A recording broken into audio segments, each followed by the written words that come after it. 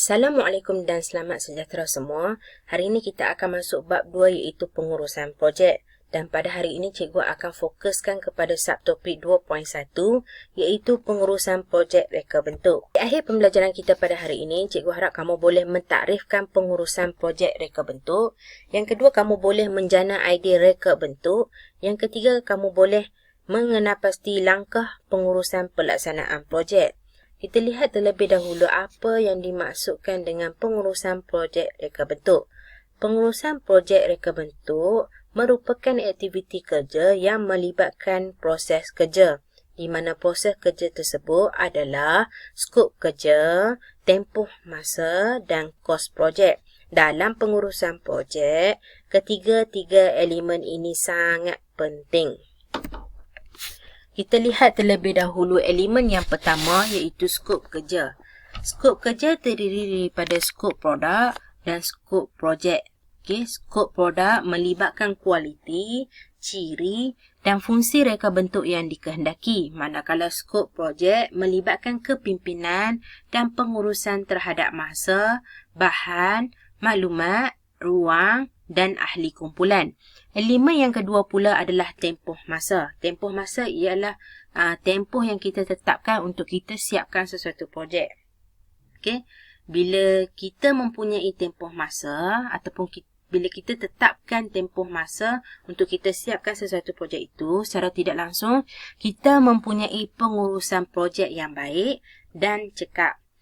Elemen yang ketiga pula adalah kos projek. Kos projek ini adalah peruntukan keuangan bagi menjayakan sesuatu projek. Contohnya, pembayaran upah, pembelian bahan peralatan, sewaan, insurans dan perbelanjaan mengurus projek. Dalam erti kata lain, kos projek ini adalah wang ataupun perbelanjaan yang kita keluarkan semasa ataupun dalam kita melaksanakan sesuatu projek.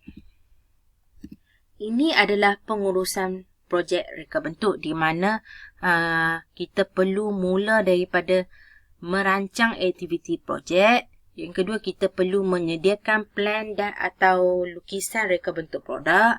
Yang ketiga, kita perlu mengawal pelaksanaan. Pengawalan pelaksanaan mesti dibuat supaya hasil produk kita nanti akan menepati kualiti dan masa yang ditetapkan. Yang keempat adalah kita perlu menentukan bilangan projek yang kita nak hasilkan ataupun kita nak laksanakan. Yang kelima adalah kita perlu mengawal sumber. Kita masuk pula kepada penjanaan idea reka bentuk untuk menyelesaikan masalah. Di mana penjanaan idea reka bentuk produk ini terdiri daripada 4, iaitu yang pertama adalah meniru apa sahaja yang terdapat di persekitaran dan menukarkannya ke dalam bentuk produk. Yang kedua adalah menterbalikkan fungsi sesuatu alat. Yang ketiga adalah menukarkan saiz sesuatu objek. Yang keempat adalah menterbalikkan sesuatu objek. Kita lihat penjanaan idea reka bentuk produk yang pertama iaitu meniru apa sahaja yang terdapat di persekitaran dan menukarkannya ke dalam bentuk produk. Contoh dekat sini kita dapat lihat sarang burung digunakan sebagai idea bagi menghasilkan reka bentuk buaian gantung. Sarang burung ini adalah benda ataupun objek yang terdapat di persekitaran. Lalu kita meniru apa yang terdapat pada sarang burung tersebut untuk kita hasilkan produk. Kamu lihat dekat gambar yang cikgu tunjukkan dalam slide ini. Sarang burung ni kita ambil atau kita tiru apa yang terdapat pada sarang burung ini, lalu kita jadikannya dalam bentuk buaian gantung. Yang kedua adalah menterbalikkan fungsi sesuatu alat. Kita tahu tayar ini berfungsi untuk memudahkan pergerakan kenderaan dan kebiasaannya tayar ini akan ada pada kenderaan.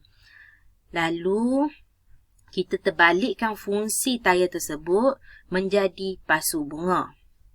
Tengok ni gambar yang cikgu tunjukkan dalam slide ini. Penjanaan idea yang ketiga adalah menukar saiz objek. Contohnya, jalur gemilang direka bentuk bersaiz kecil untuk digunakan sebagai perhiasan. Okey. Selalunya jalur gemilang yang bersaiz kecil ni kita gunakan ataupun kita lekat pada kereta. Okey, selalu kita tengok waktu kita sambut Merdeka selalu akan ada pada kenderaan. Okey, yang keempat adalah menterbalikkan kedudukan. Kebiasaannya baju hanya dipakai di bahagian luar sahaja. Okey, sekiranya kita terbalikkan bahagian dalam baju itu, ia mempunyai fungsi lain iaitu sebagai baju hujan. Seterusnya kita akan lihat langkah pengurusan projek reka bentuk. Di mana langkah yang pertama adalah kita perlu membuat perancangan dengan menentukan matlamat yang ingin dicapai dan tindakan yang perlu kita ambil. Yang kedua adalah penjadualan.